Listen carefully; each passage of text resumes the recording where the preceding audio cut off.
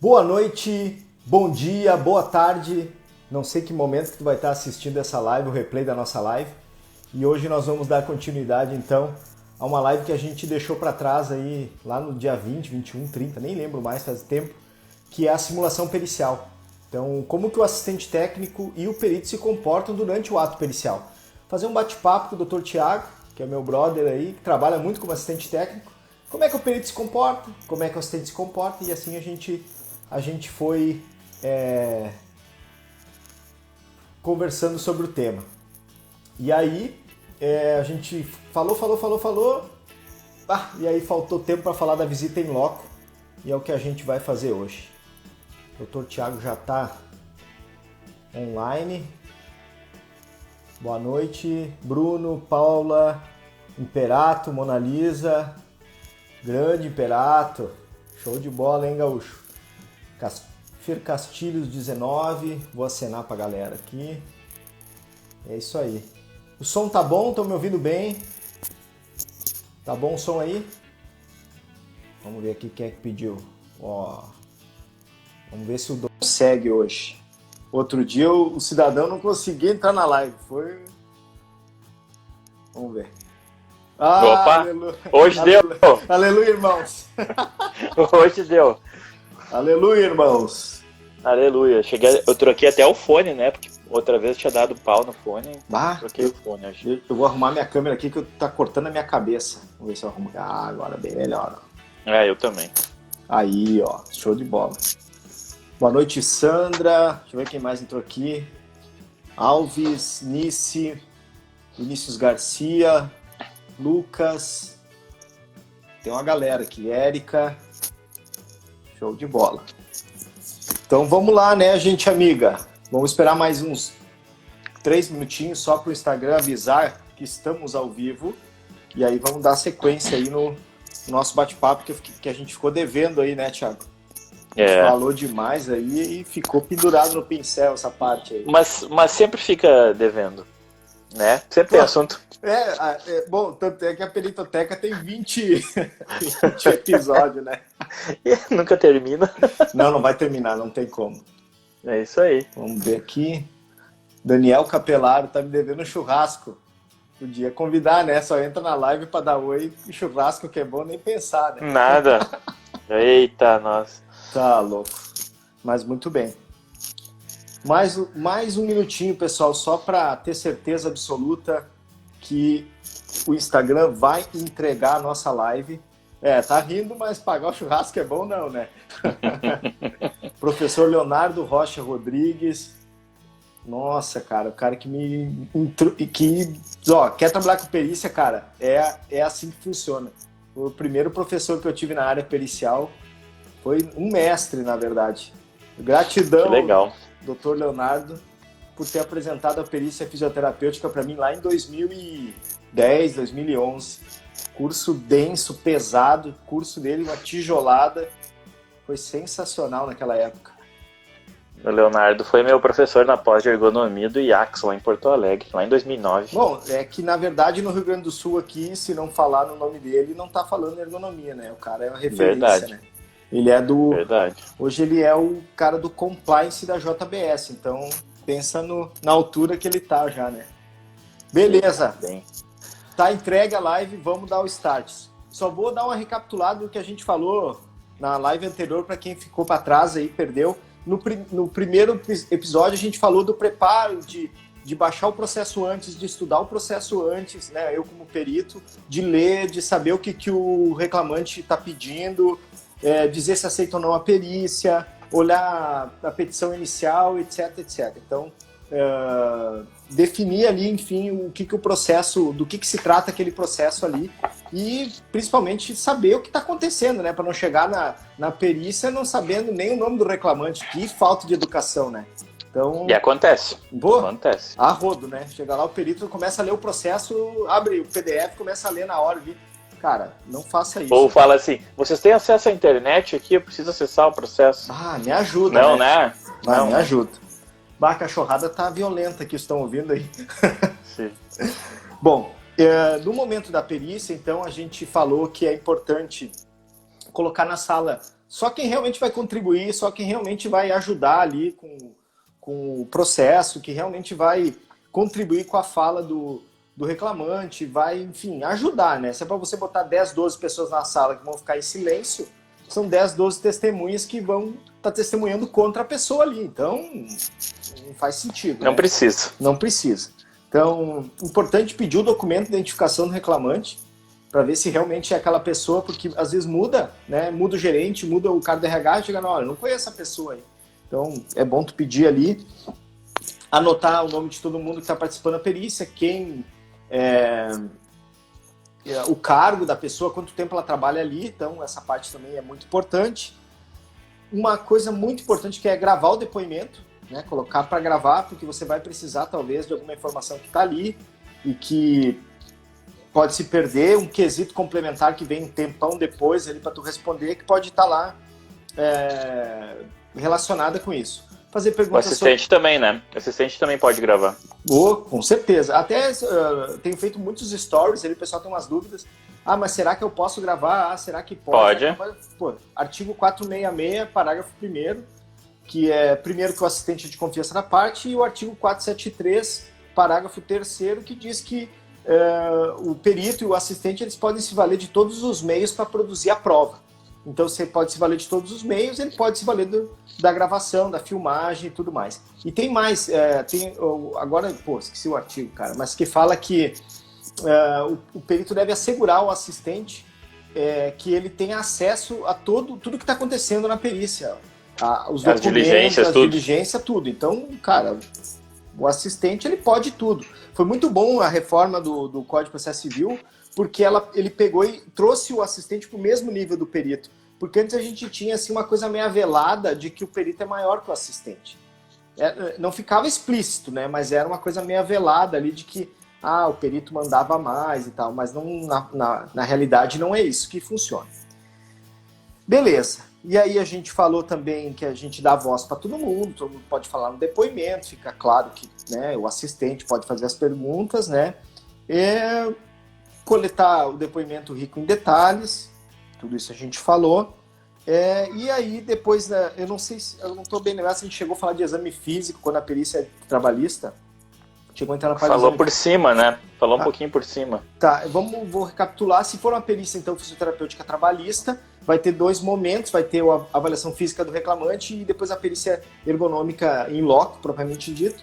No exame físico, participa só os assistentes técnicos, né? Você não vai permitir que pessoas estranhas ao ato de avaliação da pessoa esteja presente, né? Então você tem que deixar somente quem está nomeado de assistente. Isso, quem está nomeado de assistente. Então, tem um ponto interessante. Até tem um ponto interessante aí, né, que o pessoal fala muito quando perícia médica com o médico, na verdade. Não existe perícia médica na Justiça do Trabalho, né? A perícia toda ela é técnica. Então, a médica seria se precisa descobrir se aquela doença existe ou não. Mas isso é outro assunto, né? Existe um ponto que eles dizem do sigilo médico. Isso. Mas, na verdade, o sigilo não é médico, o sigilo é do paciente. Isso. E se ele te nomeou de assistente técnico é porque você é de confiança dele. Então não existe esse sigilo. Isso aí é balela. Isso aí, se um advogado bom pega uma causa assim e ele sabe argumentar, cai por terra essa história de sigilo médico, né? E tem um detalhe também que muitos juízes quebram o sigilo na ata, né? Ele dá uma condicionante, não que ele obriga, mas ele diz para o reclamante, olha, é muito importante que nós recebamos aqui todos os teus documentos, todos. Então a gente tem que quebrar esse teu sigilo, tu aceita? E o próprio advogado vai orientar o cliente dele a aceitar. E aí, que nem aqui na vara especializada, o juiz dispara um e-mail para todos os hospitais, para as clínicas ortopédicas, clínicas de fisioterapia, dispara aquele e-mail pedindo, se tiver prontuário deste paciente, enviar para a vara que nós vamos juntar o processo. Então, assim, você foi, né? Acabou o sigilo propriamente dito, porque o paciente liberou para ter acesso a tudo, né? Então, é mais ou menos isso que acontece. Um detalhe muito importante que eu costumo fazer, que eu acho que funciona muito bem, quando você for fazer um exame físico funcional do indivíduo, quando você for fazer a perícia fisioterapêutica, colocar o celular ou a câmera num tripé e filmar todo o ato. Então, por exemplo, assim, você bota a câmera filmando de longe, em cima de um tripé, e organiza na sala que você fique no campo de visão da câmera e vá fazendo a avaliação físico-funcional junto com a filmagem. Porque isso traz muitas... É uma prova fática, né? Você vai poder depois fazer cinemetria das medidas do paciente, vai ter ali, por exemplo, as impressões que você teve durante aquele ato pericial. Então é bem importante que você filme isso. Vai ter momentos de áudio, vai ter momentos que você vai ficar gravado as falas do paciente, porque é provável que tenha momentos que você não vai lembrar, você está lá fazendo o laudo, às vezes 2, 3 dias depois, pode escapar algum detalhe. E aí você fazendo isso filmado é outra coisa, né? Você vai poder assistir, ouvir e tal. Então, eu não oriento a fazer só goniometria e anotar, né? Fazer tudo anotadinho ali no papel. Tá, anotar faz parte do ato pericial, mas filmar é bem melhor. A prova fica bem mais robusta. Eu acho que é bem importante essa questão aí. Então, dentro desse ato pericial que a gente estava desenvolvendo, então tu tem um preparo antes da perícia, que é estudar e tal, que é o que o perito faz. O assistente, o Dr. Tiago, pode falar um pouco melhor, ele vai também fazer o preparo de como a empresa vai receber lá o ato pericial e tal.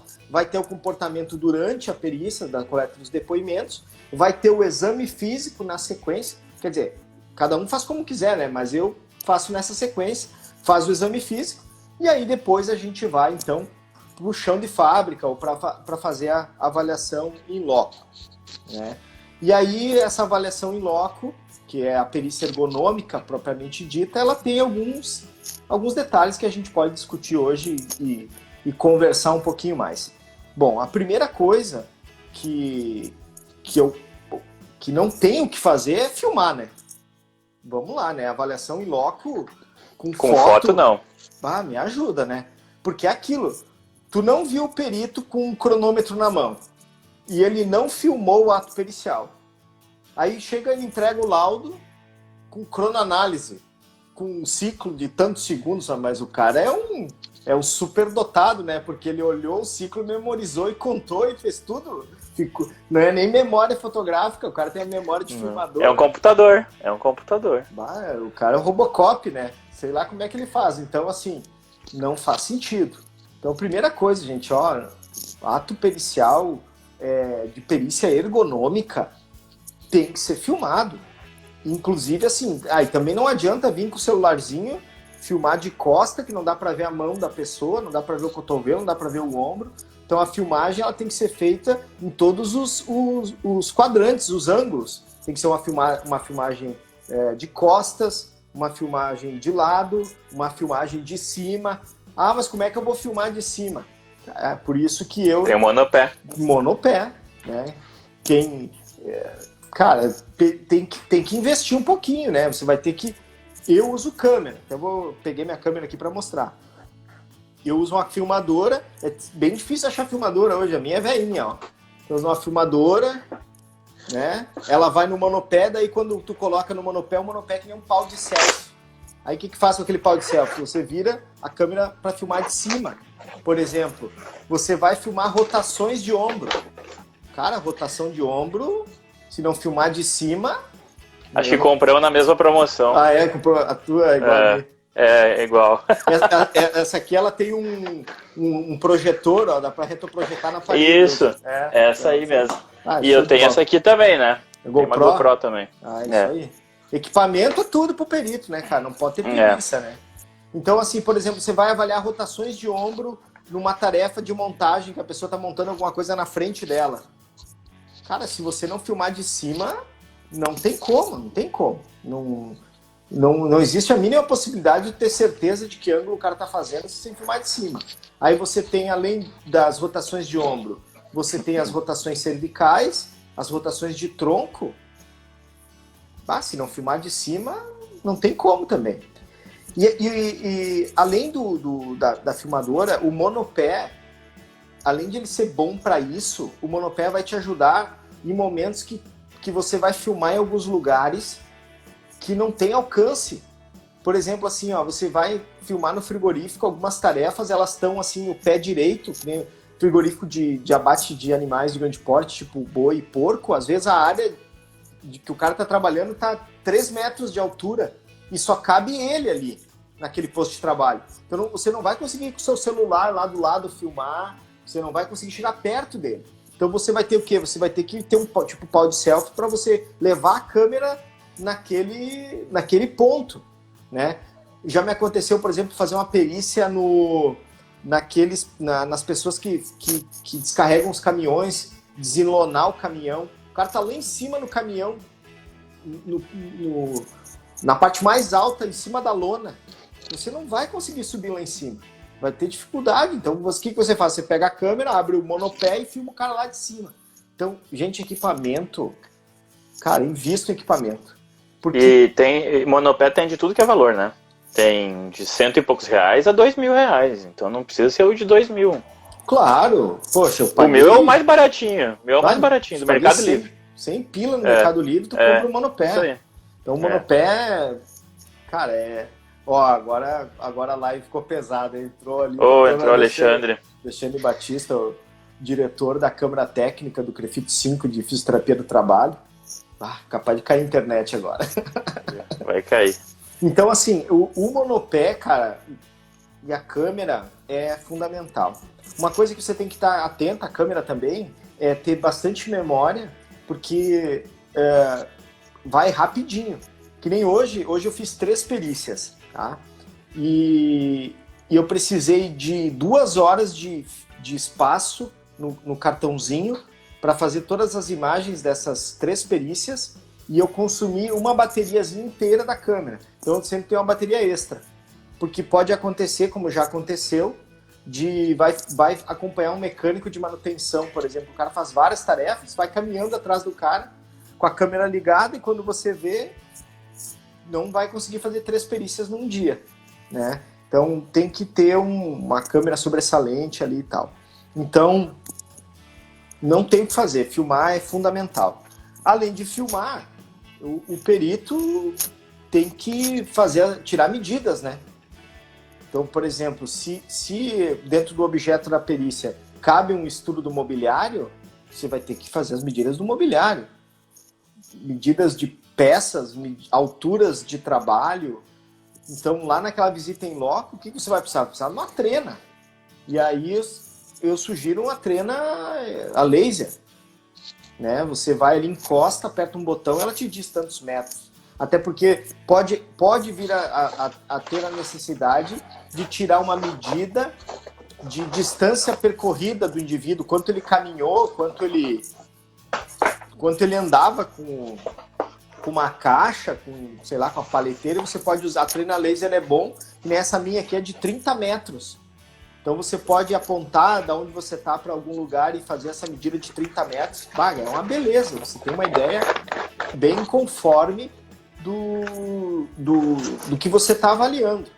Então, medir mobiliário é fundamental, né? Medir distâncias, medir as alturas de trabalho. Então, quando você chegar lá, você sabe, você é o assistente técnico, aí verifica que o perito está negligente nesse ponto, não pode aliviar, né? Vai ter que o assistente tem que se posicionar, e se o perito não fizer as medidas, você faz, né? Até porque o que vai acontecer, principalmente se você for o assistente técnico de reclamante, né? Que daí você não tem acesso, né, Thiago? Não teve acesso prévio ao local de trabalho. Então o cara vai ter que medir na hora, e não vai poder deixar passar. Porque senão depois vai acontecer o quê? O perito vem, negligencia esses números, você vai fazer quesito complementar, vai enrolar.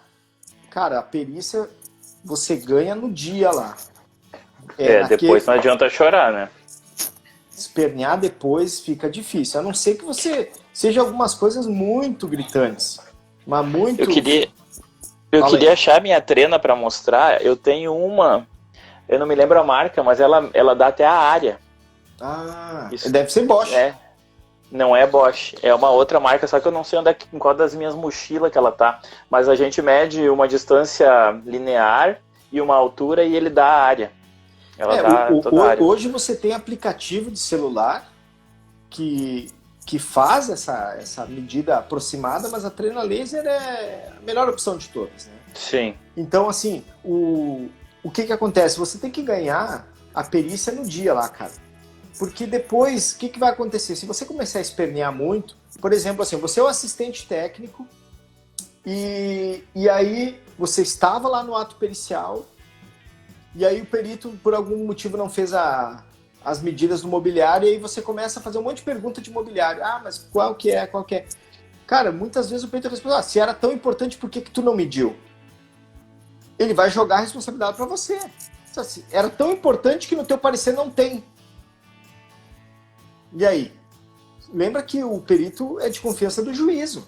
O juiz vai acreditar em quem que aquilo era importante ou não. A chance dele acreditar no perito é muito grande. Claro que você vai impugnar, vai dizer que era importante, foi lá medir depois, sei lá. Mas, cara, te concentra em fazer as coisas no ato pericial, porque depois é depois. Né? Espernear depois... Não adianta chorar. Não adianta chorar. A nossa experiência mostra que não dá retorno depois, cara. Deixa eu ver se tem alguma pergunta aqui. Quem tiver pergunta, vai mandando aí, povo. Pode já largar as perguntas aqui que a gente vai intercalando para não virar um monólogo. Deixa eu só olhar aqui. Não, é ali mesmo. Eu achei que as perguntas não estavam entrando. Muito bem. Outra coisa, normalmente o assistente de reclamante sempre orienta o reclamante a estar concentrado no ato pericial, na hora que está fazendo a perícia, porque às vezes o reclamante, o que acontece? Quando ele entra no parque fabril, quando ele entra no chão de fábrica, ele começa a encontrar os amigos, né? Os amigos de longa data, e aí o cara vira um vereador, né, meu? E aí esquece que ele tá ali para explicar para mim, perito, o que ele fazia, porque é a chance da vida dele. É a tarefa real, de contar a tarefa real, né? E aí o cara Por isso que a reunião antes é fundamental. Encontrar o reclamante um dia antes, pedir para ele relatar toda a história de novo, reforçar os pontos que precisam ser reforçados, orientar ele de não entrar lá e ficar abanando para todo mundo e socializando, ir direto no posto de trabalho que ele trabalhou, mostrar como é que era, ser específico, porque aquela é a hora, a gente já falou agora há pouco. Então ele tem que ser o mais objetivo possível nesse ponto. E isso só acontece com preparação. Senão não é difícil. Mesma coisa para a reclamada, né? A reclamada é a mesma coisa. Se a pessoa é assistente da reclamada também tem que ter uma reunião no dia anterior, ou sei lá, na semana, para mostrar, ir lá ver o posto de trabalho, ver como é que era.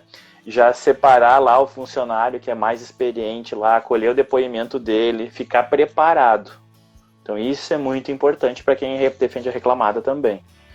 Se for o caso, faz uma análise ergonômica, porque uma das demandas da análise ergonômica é judicial, se é um processo, eu posso fazer uma análise para anexar junto no processo, não tem data, eu estou fazendo do real ali o que está acontecendo.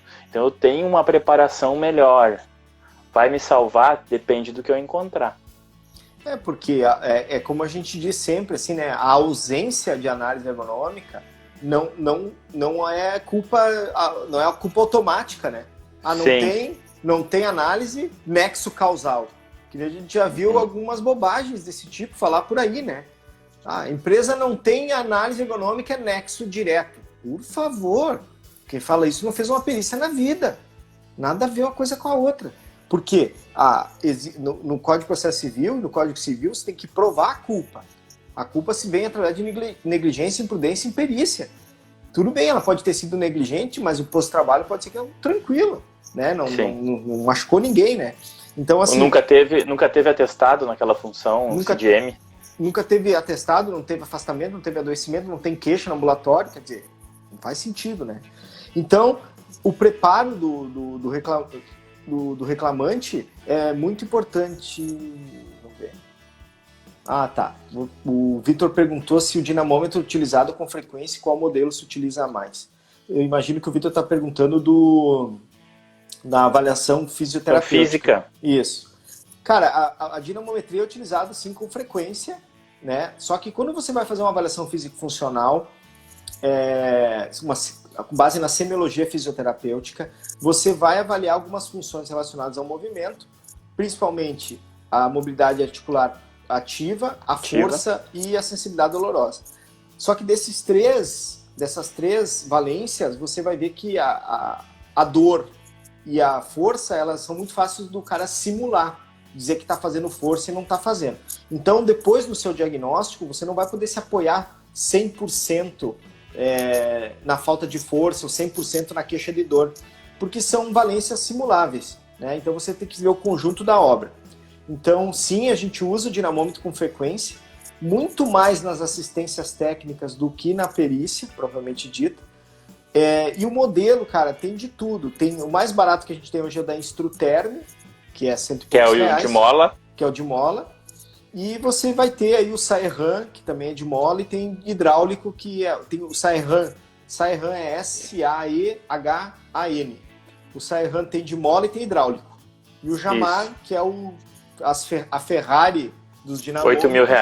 R$8.000. O Jamar Ferrari dos dinamômetros, essa aí custa uma fortuna. Mas, cara, com o Instruterm ali você já tem um bom norte, já dá para começar a trabalhar tranquilamente. E não tem assim um modelo, é melhor que pior. Inclusive, o Saerran é tão sacana, não é sacana, mas é uma estratégia dele. Eles fizeram um artigo científico mostrando que os achados do aparelho deles é igual ao do Jamar. Então o Jamar custa 8 mil, o Saerran custa 2. E tu acha a mesma dinamometria, mesma coisa. Então, né, tanto faz o que você vai usar. É uma medida muito boa de ser feita. Você vai ter que usar de algum artifício para ver se o cara está simulando, de repente fazer uma palpação no antebraço, ver se ele realmente está fazendo força, tem contração muscular ali. Cuida da unha, se a unha fica branquinha quando está fazendo a apreensão. Isso. Né? Normalmente, se a mão direita, a gente, agora com pandemia é ruim, mas a gente já verifica no aperto de mão, né? Ele vai apertar a mão da gente e depois vai disfarçar lá no dinamômetro, daí não tem como, né? Isso aí. E pode fazer monitoramento da frequência cardíaca.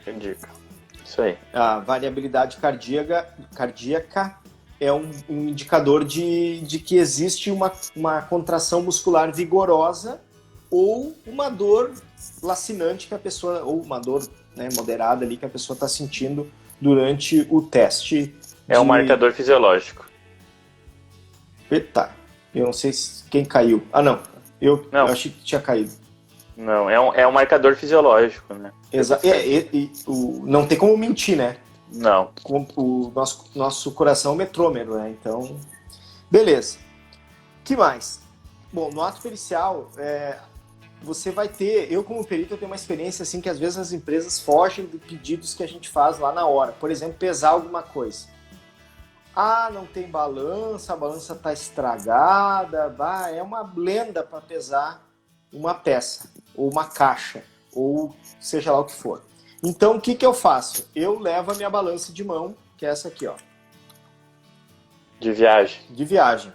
Ah, mas tá calibrada, não tá? Cara, olha só. A diferença vai ser gramas, sei lá quantas gramas. Então, assim, não faz sentido ter uma balança calibrada para isso. E pode usar essa tranquila, vai te dar uma estimativa ali do peso, até com o tempo você vai ver que casa muito com... Você vai levantar a peça, você vai estimar tranquilamente o peso daquilo. Vai ver que com a experiência, tu vai dizer, se você quiser pesar uns 10 quilos, aí tu pega a balancinha ali, dá 9.500 ou 11.500, ou 10.500. Então, assim, é bem tranquilo. Leva essa balancinha aí e vai na fé. E quando é fábrica também... Quando eu estou fazendo assistência por parte da reclamada, eu já deixo o desenho técnico pronto, porque no desenho técnico já tem o valor. Tá, pediu que é pesado, não precisa estar aqui o desenho técnico. Não vou entregar, né? De primeira, vou esperar pedir. Você vai querer pesar. Tá aqui. Não. Senão, não entrego. Você vai ver que tem vários... Às vezes o cara tá produzindo uma peça e quando você chega ali já tem... Ele tem o desenho técnico da peça que ele tá produzindo, tem peso ali. É difícil que não ter, né? É difícil. E assim, papo de que na expedição não se sabe o peso também não existe, né? Boa noite, Juliano Said. Transportar, até porque quando tira a nota para transporte, vai o peso. Isso, porque o que acontece? O frete é baseado no volume e no peso, né? Então esse papo de que não tem como saber o peso é balela. Então você vai pesar ali e tal, como tem que ser. Uma coisa que é importante, cara, é aquilo que só retomando aquele assunto para não se perder ali, que quando o reclamante estiver no ato pericial, ele tem que estar falando com o perito, tá conversando. Porque o que acontece? Uma coisa é a tarefa prescrita, outra coisa é o depoimento coletado anteriormente e outra coisa é a visita em loco. Então ele tem que estar ali falando, olha, isso aqui tá diferente. Olha, no meu tempo não era assim. O meu tempo era assado. Olha, aqui esse imóvel não existia. O chefe não era o mesmo, essa esteira está muito devagar. E ele tem que dar os detalhes para o perito, porque ele é o cara da tarefa real. Ele que trabalhou 5 anos, 6 anos, 7 anos, 8 anos lá, né? Então, cara... E o assistente tem que estar colado junto. Nesses casos da divergência, por isso eu já deixo o mais experiente dos funcionários apostos, já chamo junto e falo, ele está dizendo isso aqui, como é que é? Vamos ter o ponto de divergência, né? Claro, com certeza. Porque, cara, é aquilo que a gente diz sempre, né? O pessoal tá brigando por dinheiro, né? E aí, quando o dinheiro tá envolvido, muitas como é que eu vou dizer assim, da honradez da pessoa vai embora, né? Ela tá ali e tal, enfim. E aí, uma coisa que acontece muito, e aí eu tenho esse cuidado também de já dizer, olha, vamos...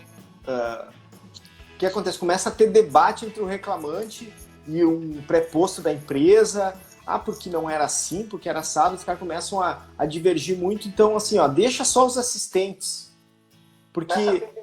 Porque o que acontece? Os caras começam a perguntar assim, mas meu tempo não era assim. Mas não sei o quê. Mas né, fulano, né, Beltrano? Aí o reclamante começa a pegar no meio da fábrica um cara, ele trabalhou comigo, não era assim e tal. Dá uma briga, não pode deixar. Tu tem que ter postura, só um pouquinho. O assistente pergunta pro senhor, o senhor responde, não deixa muita gente vira bate-boca no meio da fábrica, não dá. Então, o assistente ele tem que ter preferência nas perguntas, no que ele vai dizer, no caminhar da empresa ali também, no se deslocar.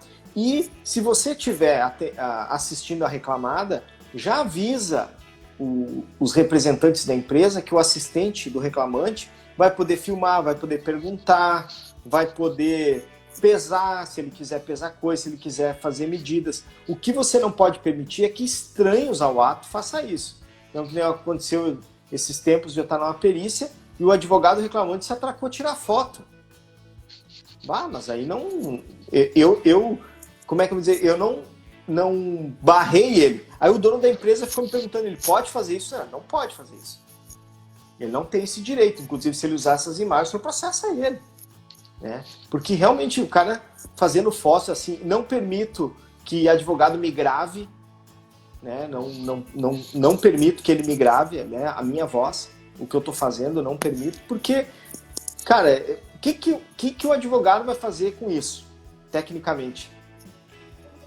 Não vai fazer nada, porque ele não sabe nada. Então, assim, se os assistentes querem me fotografar, querem fazer tudo, cara, pode tudo. Tá lá, o artigo permite. Agora, mais que isso, não dá, né? O que mais?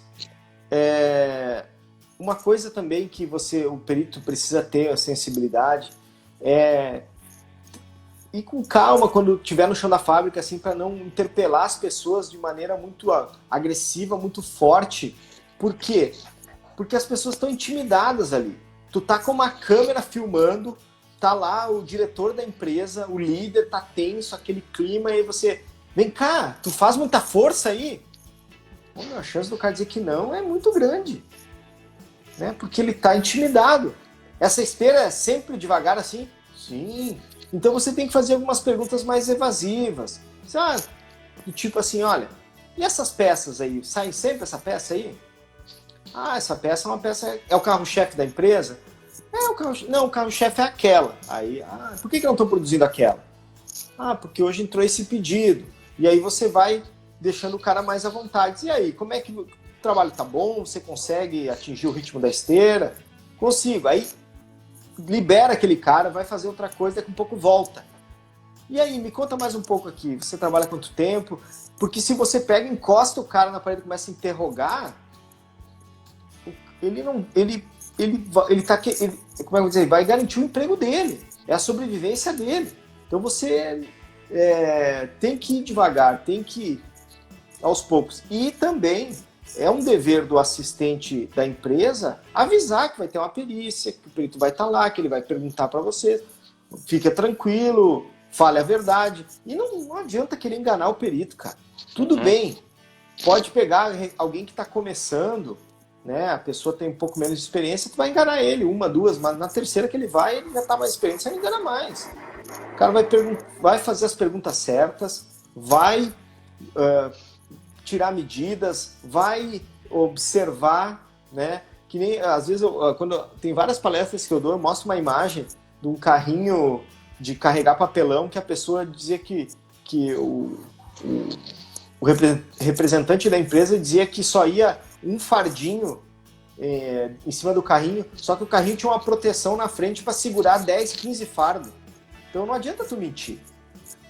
Diminuir a produção, o ritmo, porque em algum lugar vai ficar uma ponta solta. Mas se fazia 2.000 peças por dia, como é que a esteira estava entregando X peças naquele momento? Aí você vai pedir nota fiscal de saída de peça. Aí vai estar lá impresso, lá, sei lá, 3.000 peças. Mas como é que no dia a esteira estava produzindo 500? Então, assim, não tem como. Vai ficar uma ponta solta. Então, o melhor a fazer é deixa a coisa acontecer, mostra ali o que tem que ser mostrado. É muito pior para a empresa o perito analisar por simulação ou por similaridade. Relato só, pegar o relato sem observar. Sem observar. Ou então, assim, simular não é real, fica difícil, e similaridade é usar ou outras perícias, prova emprestada de outras perícias, né? Que pode ser que não seja a realidade da empresa. Então, o que vale a pena mesmo é deixar acontecer, cara. Vamos lá. Ir no local. Com certeza. Houveram aí umas tentativas de fazer perícia ergonômica web. Não tem como. Me ajuda, né? Vou coletar o depoimento e depois eu vou usar a minha experiência. Não é assim que funciona. Não é assim que funciona. Não vai dar. Vai dar na trave, né? O que mais? Bom, como eu havia dito desde o começo, a gente sempre filma as perícias, né? Então, normalmente a minha postura quando eu botei o pé no chão da fábrica, eu aciono a câmera. E eu só desligo ela no final. Terminou a perícia. E eu tenho como hábito, porque assim, às vezes o reclamante, ele tem dificuldade em falar. E tem vezes que ele insiste em algumas coisas que ele quer mostrar, mesmo que seja irrelevante para aquilo que você está fazendo, para a análise que você está fazendo. Dê o direito da pessoa mostrar. Eu acho extremamente arrogante do perito quando ele pega e diz: não, isso eu não preciso ver porque não tem nada a ver. Ou, eu não quero ver isso aí porque eu já tenho experiência com isso e eu já vi 500 tarefas, essa eu não quero ver. Não faça isso. A pessoa está no direito dela. Ela pediu aquela prova. E se ela pediu aquela prova, ela tem direito de mostrar o que ela quer. Mesmo que você não vá usar. Quantas vezes eu passeio pela empresa com o cara? Ele quer mostrar que ele levava a peça de um lado para o outro uma vez por mês. Cara, uma vez por mês não vai influenciar praticamente nada. É irrelevante. É irrelevante. Mas a pessoa está ali no direito dela de mostrar aquilo. E aí você não pode cercear isso. Eu vou. Então, assim, eu sempre digo, cara, o perito não pode ter preguiça. Não pode ter preguiça. Não reserva lá meia hora para fazer uma perícia. Ergonômica, principalmente. Tenha hombridade e tenha respeito com as pessoas que estão envolvidas nesse processo e dê tempo para fazer. 2 horas, 1h30, 2 horas é um tempo razoável para se fazer. E às vezes não dá tempo. Precisa um pouco mais até. E aí, como eu ia dizendo, eu abro a câmera, ligo ela e só desligo ao final. E uma prática que eu tenho, porque assim, no começo da minha carreira, eu não tinha muita experiência, então eu ficava picotando os meus vídeos, eu ligava e desligava, ligava e desligava.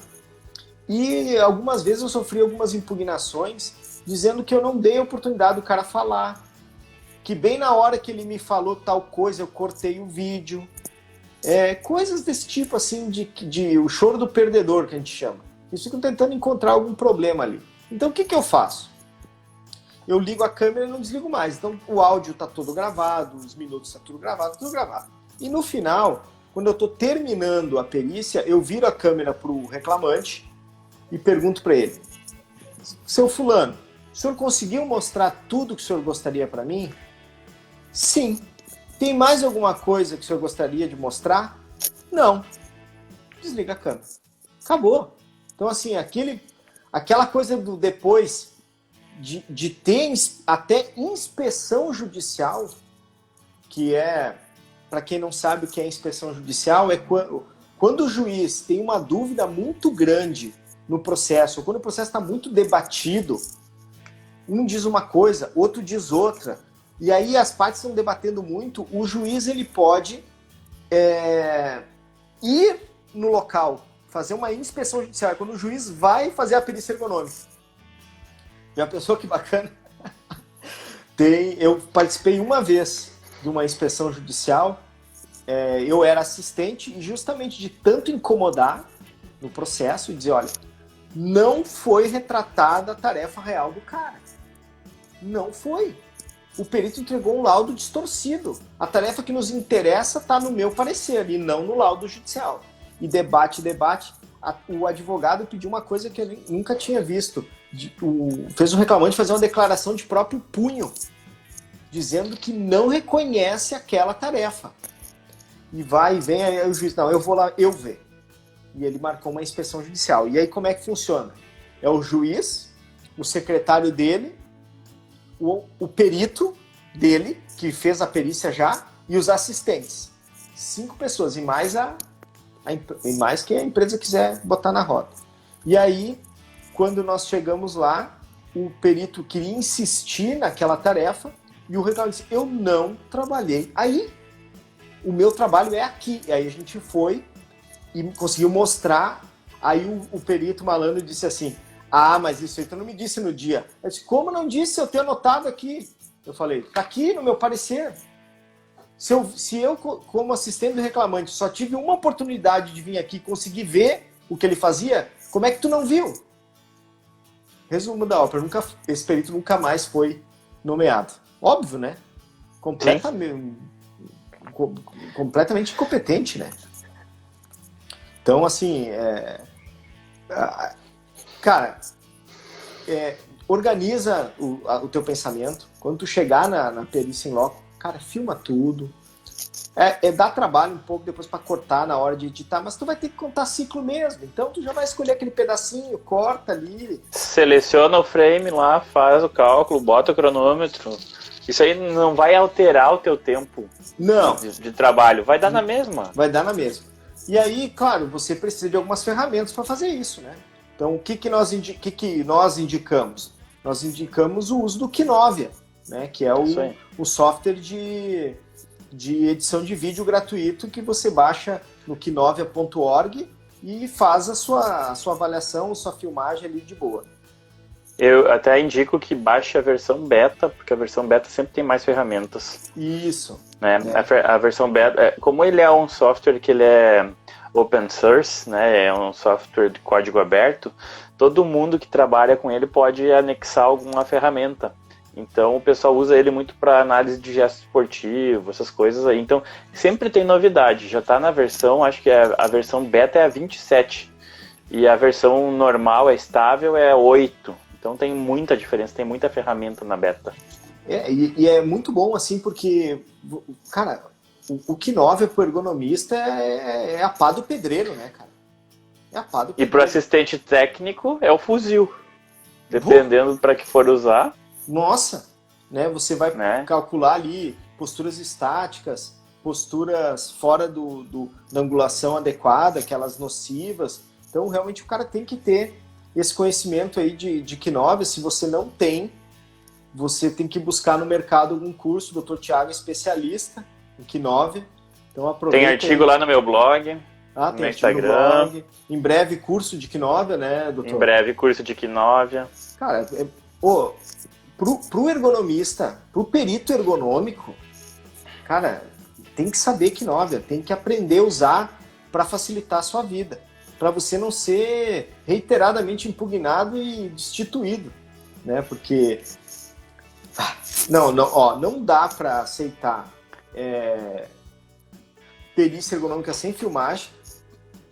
Não dá para aceitar a perícia ergonômica. Por exemplo, o cara é mecânico de manutenção dentro de uma empresa.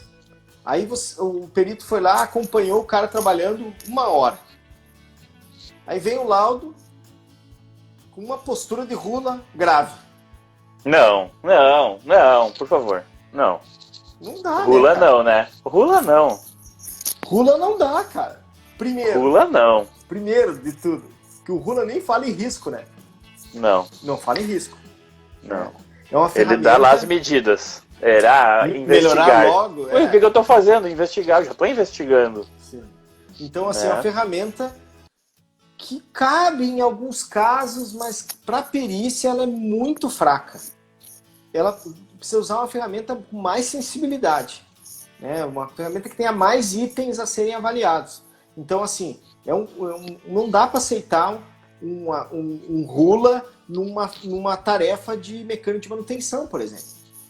Né? Não. Ou então, eu fiz uma pergunta no meu Stories esses tempos, assim, eu posso pegar a ferramenta OWASP, fazer uma foto, aplicar e tomar aquilo como verdade? Não dá. Não dá também. Não dá também. Não dá também. Porque assim, o método não foi concebido dessa maneira. O método diz o seguinte: 30, 60 minutos... 30 minutos. Mínimo 30, 30. 45, no mínimo 30. Mínimo 30, 45 minutos da tarefa e extrair frames a cada 10 segundos ali, 15, não lembro agora. 20 segundos. 20 segundos os frames, e daqueles frames você vai pegar as posturas e aí vai fazer uma previsão estatística de qual é a postura que mais aparece. Aí me vem o perito, me tira uma foto, aplica a OS e joga no laudo. Não dá, cara. Eu tenho uma dica, tanto para perito quanto para assistente, fisioterapeutas. Cinesiologia clínica de Brunston. Leva para biomecânica, como diz um amigo meu. A biomecânica vai dizer se tem sobrecarga articular ou não. Tem que ir lá pegar o livro, fazer cálculo de força, alavanca.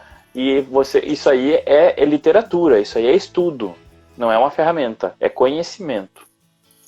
E além do Cinesiologia Clínica de Brunston, nós temos o do Schaffin, também. Biomecânica Ocupacional. Biomecânica, isso. Tem muita informação boa ali para o cara fazer.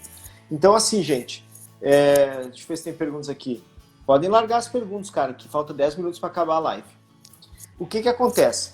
Na visita em loco, então, principal, filmar, dar a voz para o reclamante, pedir para ele se concentrar, extrair o máximo de informação que você conseguir. Não pode ter preguiça, tem que medir, tem que pesar, tem que ver o estado dos equipamentos. Se a parafusadeira estava em bom estado geral, se a paleteira estava em bom estado geral, se tinha empilhadeira, se a empilhadeira era elétrica, enfim. Tem que investigar, você está ali para isso. Então, sei lá, uma visita em loco, que você dá uma passeada e vai embora, não ajuda ninguém. Não ajuda o juiz, não ajuda o reclamante e não atinge o objetivo, que é a pacificação social. Que é a pacificação social da justiça. Não tem E como. o pior é que tem perito que aceita fazer essas perícias e vai lá fazer só isso aí. Faz uma salada de fruta que não serve para nada, né? E acaba tumultuando mais ainda o processo, porque a gente vai fazer impugnação, vai fazer que nem o Dr. William, vai mandar 115 quesitos complementares para o perito responder. E essa história de não atende, ou como é que é, vide laudo, ou não é objeto da perícia, não cola. Prejudicada. Prejudicado, não cola. A resposta tem que ser clara e direcionada para isso, pro objeto da perícia. Exatamente. Então, realmente, cara, a visita em loco, ela é muito importante, né? E é uma prova que é cara para a justiça, né? Demanda muito tempo, os processos ficam mais caros, então essa prova ela tem que ser bem utilizada. Então, não aceitem provas periciais, ergonômicas principalmente, que o perito foi lá e só fotografou. Como é que ele conta ciclo fotografando? Eu não consigo entender, cara. Se ele não levou um cronômetro e você não viu ele cronometrando e anotando lá na hora, eu não sei como é que ele conseguiu fazer. E outra coisa também, se vê o perito fazendo checklist de NR17, por favor, né? Tá lá analisando o objeto ombro. Onde é que tem na NR17 algum item que fala de ombro para você fazer um checklist? Não existe. Né? Perícia com checklist não existe. Acaba que fica só a opinião do cara, ou a inferência dele, né? Porque atende, não atende, ou conforme, não conforme, isso aí não serve para nada. Normalmente não conformidade 1, não conformidade 2, não conformidade... Inclusive, essas questões de não conformidade, elas atrapalham muito as empresas, né? Porque o laudo, sei lá, se ele transforma o checklist da NR em, sei lá quantos itens, sei lá, 20 itens, e ele dá não conforme em 15, para o juiz que é um leigo, ele pode achar, essa empresa apodrece as pessoas, não faz nada. E não é a realidade fática da coisa. Né? Como a gente já comentou anteriormente, o fato de não ter análise ergonômica não é nexo direto.